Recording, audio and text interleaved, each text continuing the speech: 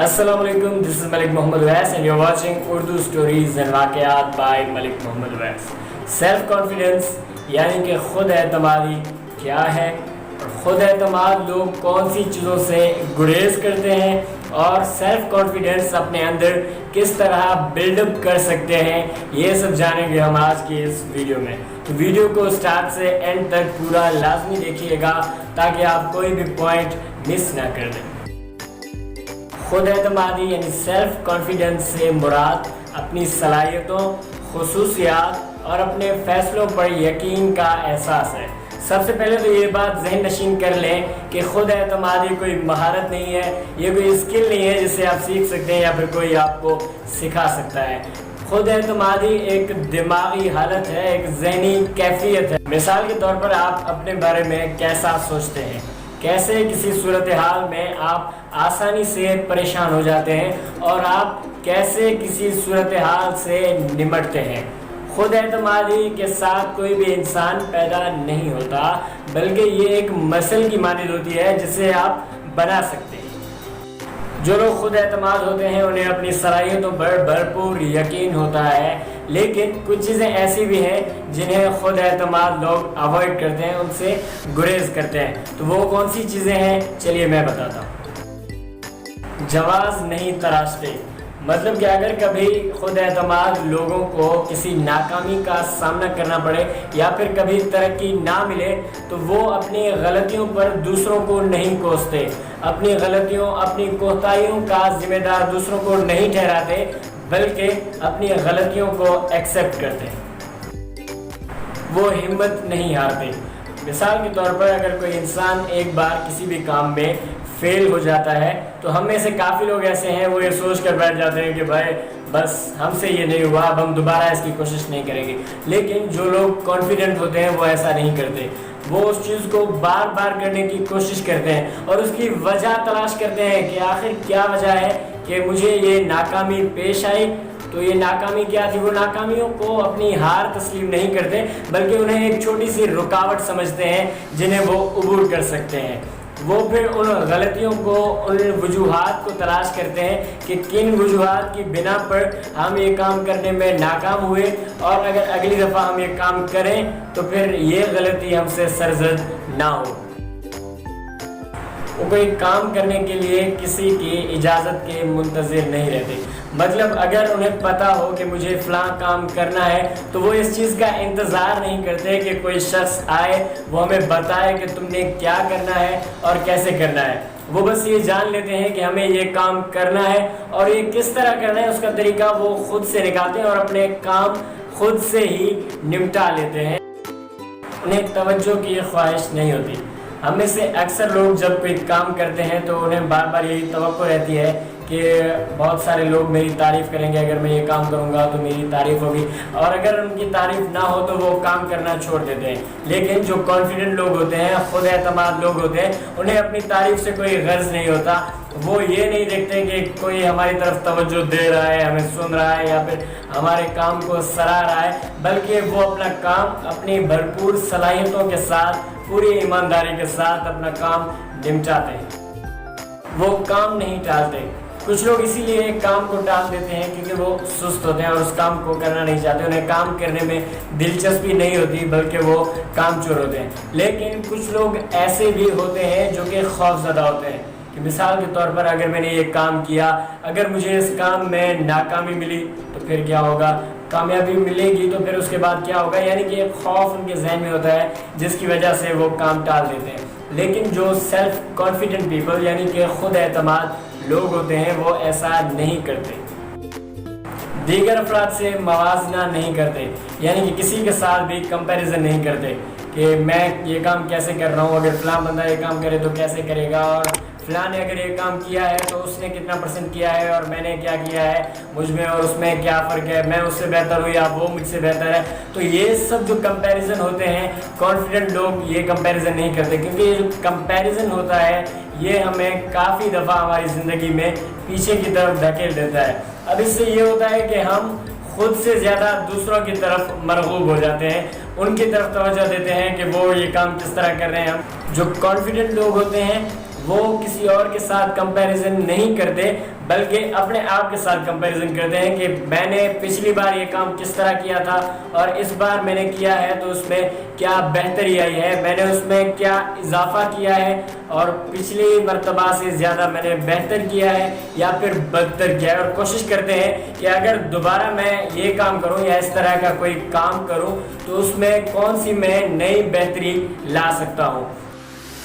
تنازع سے بچنے کی کوشش نہیں کرتے۔ ہم لوگوں کے درمیان اکثر تنازعات ہوتے رہتے ہیں، کبھی کسی بات پر اختلاف ہو جاتا ہے تو کبھی ہمارے کسی عمل پر تنازع ہو جاتا ہے، تو ہم میں سے اکثر لوگ تنازع سے بچنے کی کوشش کرتے ہیں اور اپنا جواب نہیں دے پاتے، دلیل پیش نہیں کر پاتے۔ لیکن جو کانفیڈنٹ لوگ ہوتے ہیں ان کے ذہن میں یہ ہوتا ہے کہ ہم نے اگر یہ کام کیا ہے تو ہمارے کام کرنے کی وجہ کیا تھی، اور اس تنازع میں وہ اپنی بھرپور دلیلیں پیش کرتے ہیں، تنازع میں حاضر ہونے سے نہیں گھبراتے۔ وسائل کی کمی کو آڑے نہیں آنے دیتے۔ مطلب کوئی شخص اگر کام کوئی اسٹارٹ کرتا ہے تو پھر اسے کچھ چیزوں کی ضرورت پڑتی ہے۔ مثال کے طور پر اگر کبھی اس کے پاس کم ہو جاتی ہے تو اکثر لوگوں کا یہ رویہ ہوتا ہے کہ وہ بس سوچتے ہیں کہ میرے پاس یہ چیز نہیں ہے، اب یہ تو اس چیز کے بغیر یہ کام ہو بھی نہیں سکتا، یعنی کہ ایک سادہ الفاظ میں کہیں تو یہ ایک بہانہ بن جاتا ہے، بہانوں میں پڑ جاتے ہیں۔ لیکن خود اعتماد لوگ بہانوں کو نہیں استعمال کرتے بلکہ وہ سوچنے لگتے ہیں کہ اگر میرے پاس یہ چیز نہیں ہے تو اس چیز کی کمی کے باوجود میں اپنے کام کو کس طرح کنٹینیو کر سکتا ہوں۔ بہت زیادہ مطمئن نہیں ہوتے۔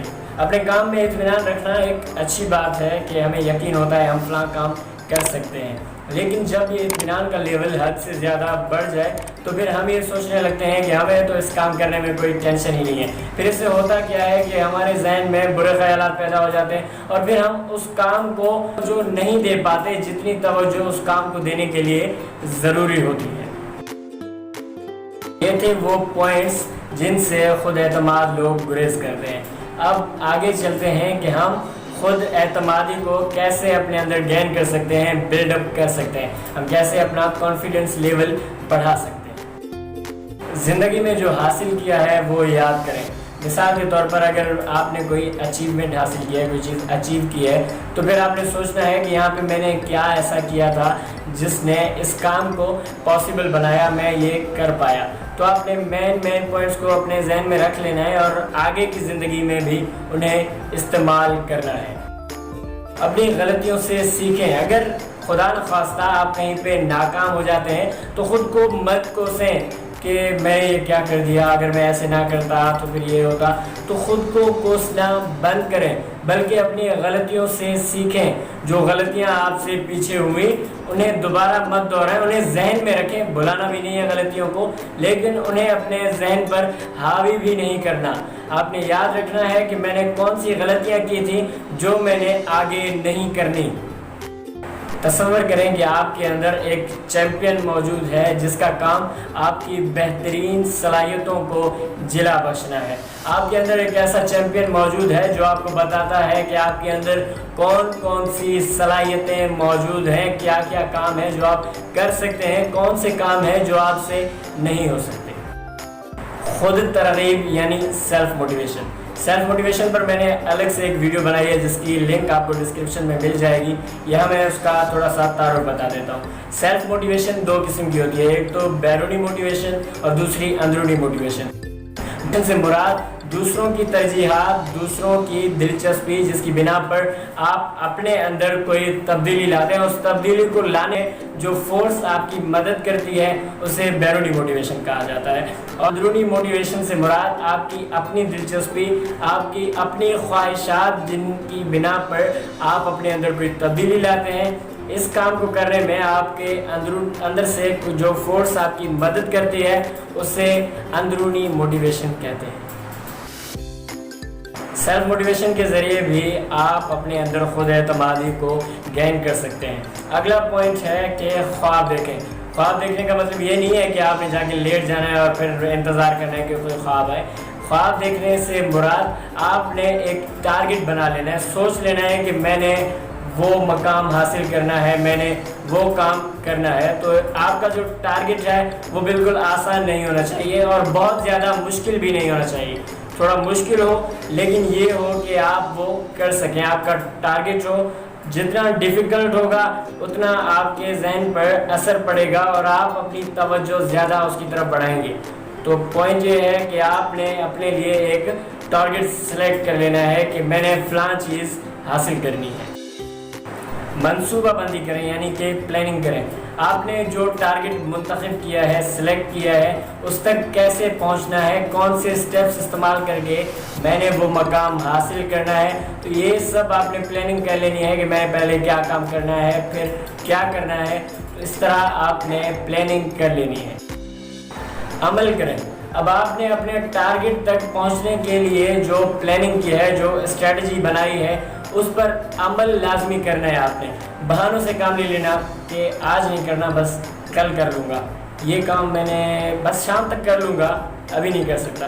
تو ان بہانوں کو آپ نے خود سے دور کر دینا ہے. اپنے پاس بھی ان چیزوں کو آپ نے بھٹکنے نہیں دینا. جو آپ نے پلاننگ کی ہے اس پر اسٹرکٹلی آپ کو عمل کرنا ہے. اپنے وسائل بڑھائیں. آپ نے جو ٹارگٹ منتخب کیا تھا اس کے مطابق معلومات لینا شروع کریں. اپنا اٹھنا بیٹھنا ان لوگوں کے ساتھ کر دیں جو کہ تعلیم یافتہ ہوں, جو تربیت یافتہ ہوں, جنہیں تجربہ ہو, جو آپ کو علم دے سکیں, جو آپ کو مستفید کر سکیں. تو ان کے علم سے, ان کی معلومات سے خوب فائدہ اٹھائیں. سب سے آخری اور بہت ہی اہم پوائنٹ ہے کہ اپنے آپ کو انعام دیں. اگر آپ وہ ٹارگٹ جو آپ نے منتخب کیا تھا حاصل کر لیں, اسے اچیو کر لیں, تو پھر اپنے آپ کو انعام دیں. مثال کے طور پر اگر آپ نے سوچا ہوا تھا, آپ کو خواہش تھی کہ میں نے فلاں مقام پر تفریح کے لیے جانا ہے, پہلے کچھ مصروفیات کی وجہ سے آپ وہاں نہ جا سکے, لیکن اب جب آپ نے اپنا ٹارگٹ حاصل کر لیا ہے تو اپنی خواہش کو پورا کرنے کی کوشش کریں. اپنے آپ کو انعام دیں, اپنے ذہن کو تر و تازہ کریں, فریش کریں. تو یہ تھا آج کا ٹاپک. امید ہے کہ آپ سب کو یہ ویڈیو پسند آئی ہوگی. اگر آپ کو یہ ویڈیو پسند آئی ہے تو اس ویڈیو کو ضرور لائک کریں, کمنٹ کریں اور اپنے فرینڈس کے ساتھ شیئر کریں تاکہ وہ بھی کچھ سیکھ سکیں, اور ہماری حوصلہ افزائی کے لیے ہمارا چینل بھی سبسکرائب کر دیں.